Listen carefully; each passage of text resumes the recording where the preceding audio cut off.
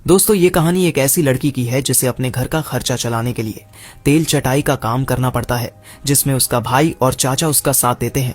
तो दोस्तों, इस वीडियो में बहुत मजा आने वाला है, लेकिन इससे पहले इस वीडियो को लाइक करके हमारे इस चैनल को जरूर सब्सक्राइब कर लेना। तो चलिए वीडियो को स्टार्ट करते हैं। दोस्तों, मूवी की शुरुआत नीना नाम की एक लड़की से होती है जो खेतों के बीच चटाई और चादर समेट रही थी। उससे कुछ दूरी पर एक आदमी बैठा हुआ पैसे गिन रहा था। थोड़ी ही देर बाद नीना एक पेड़ के नीचे दिखाई देती है, जहां एक आदमी उसकी गुफा में जोर जोर से धमाके कर रहा था। दूसरी ओर एक आदमी पेड़ के पीछे बैठा अपनी डायरी में कुछ लिख रहा था।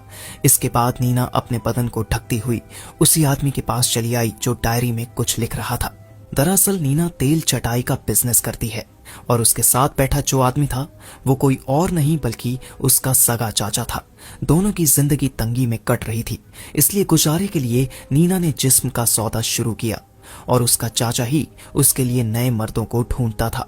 नीना हर दिन कई मर्दों के साथ मजदूरी करती थी ताकि ज्यादा कमाई कर सके। वो अपने झोले में हर वक्त साफ सफाई और फ्रेश होने का सामान रखती है ताकि हर बार नए ग्राहक के सामने तैयार रह सके। नीना अपने ग्राहकों को नए नए स्टाइल में देती थी, इसलिए नीना के ज्यादातर ग्राहक उससे बेहद खुश रहते थे। पूरा दिन थककर काम करने के बाद रात को नीना और उसका चाचा ढेर सारा खाना लेकर घर लौटते हैं। घर में खाना देखकर नीना का चचेरा भाई सीमो और उसकी छोटी बहन बहुत खुश हो जाते। खाना खत्म होने के बाद नीना नहाने चली जाती है और चाचा बाहर बैठकर पैसों का हिसाब किताब करने में लग जाता है। तभी सीमो धीरे से नीना के पास आता है और उसे एक चाकू थमाता है ताकि जरूरत पड़ने पर वो खुद को बचा सके। सीमो जानता था कि उसका बाप और बहन तेल चटाई का काम करते हैं। इसके बाद वो नीना के पास आकर उससे बातें करने लगता है। नीना अभी भी नहा रही थी। सीमो के पूछने पर वो उसे बताती है कि वो कैसे कैसे आदमियों की इच्छाएं पूरी करती है। नीना की बातें सुनकर सीमो के कन्ने में नेटवर्क आने लगते हैं और वह वहीं पर अपना हाथ चलाने लगा। जल्दी ही नीना भी नहाकर बाहर आ गई और तभी चाचा आकर उसे तैयार होने को कहता है, क्योंकि उन्हें अभी एक ग्राहक से मिलने जाना था।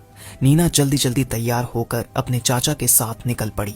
कुछ ही देर बाद नीना ग्राहक की बाहों में थी, जबकि बाहर खड़ा उसका चाचा दारू पीने के साथ साथ उसकी गर्म आवाजें भी सुन रहा था।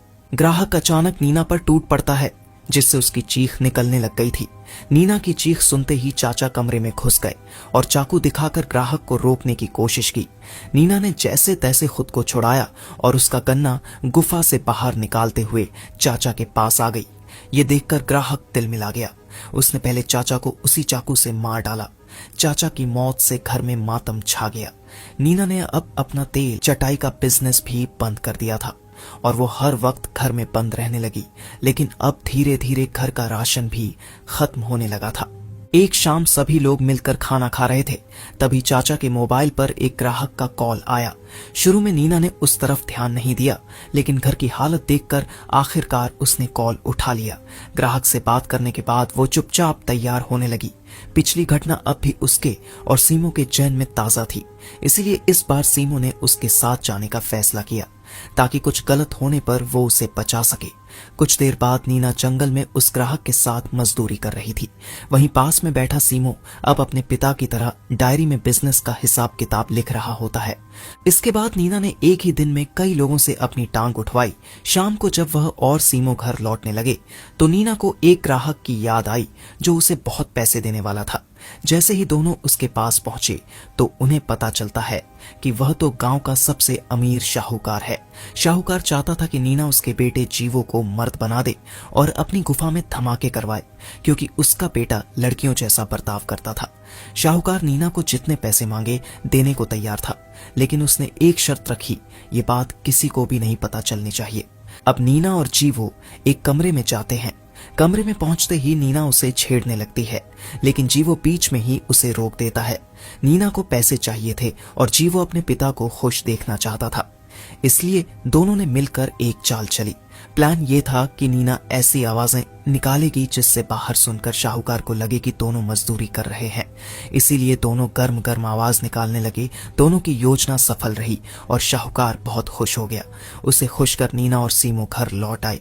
अगले ही दिन सीमो ने पूरे गांव में ये बात फैला दी कि नीना पैसे लेकर अपनी टांगे उठवाती है।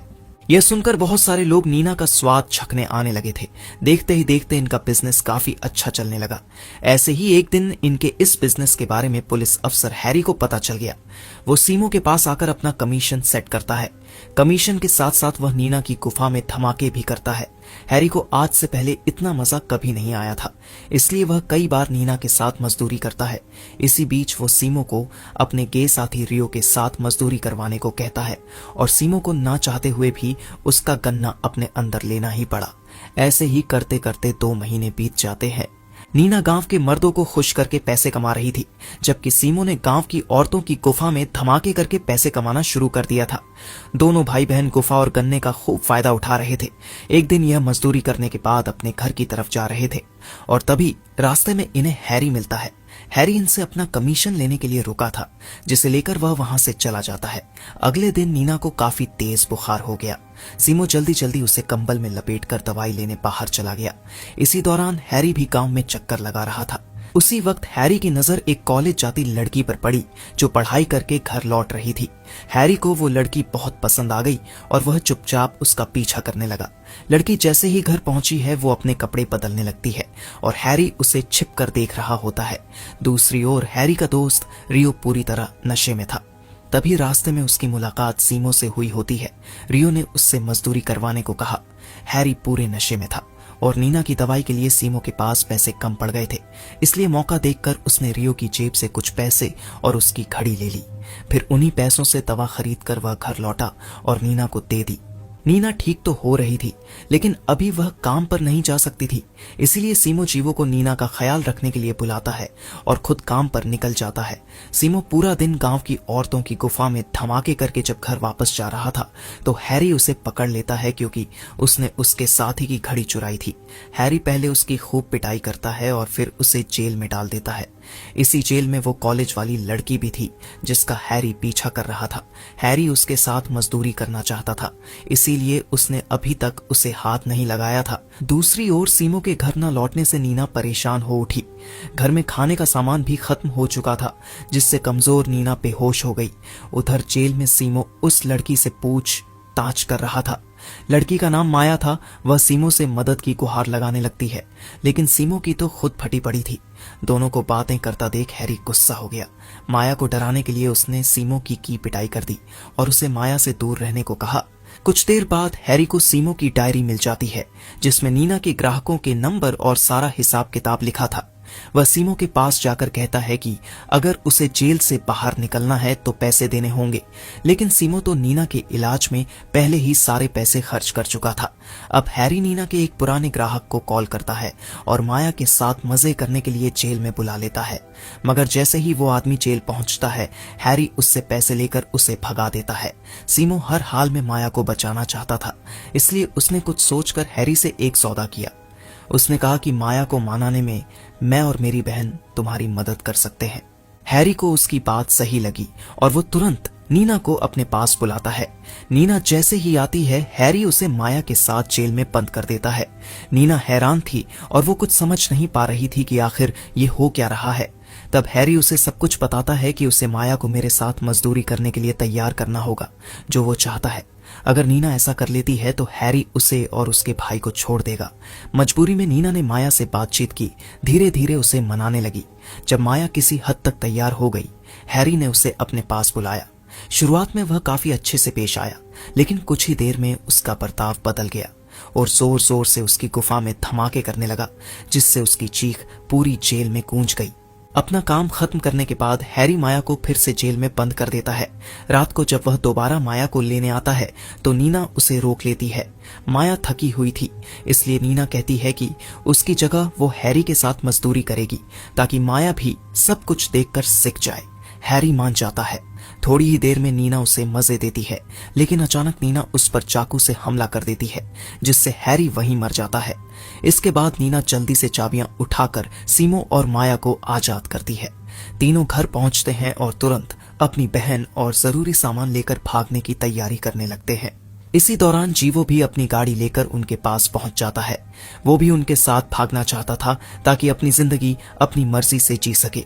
अगली सुबह तक ये सभी लोग गांव से काफी दूर निकल चुके थे। सीमो को माया पसंद आने लगी थी और माया भी उसके साथ रहकर खुश थी। और दोस्तों, इसी के साथ ये मूवी यहीं पर खत्म हो जाती है। तो अगर आप लोगों को ये वीडियो पसंद आया हो तो अभी इस वीडियो को लाइक करके हमारे चैनल को भी जरूर सब्सक्राइब कर लेना।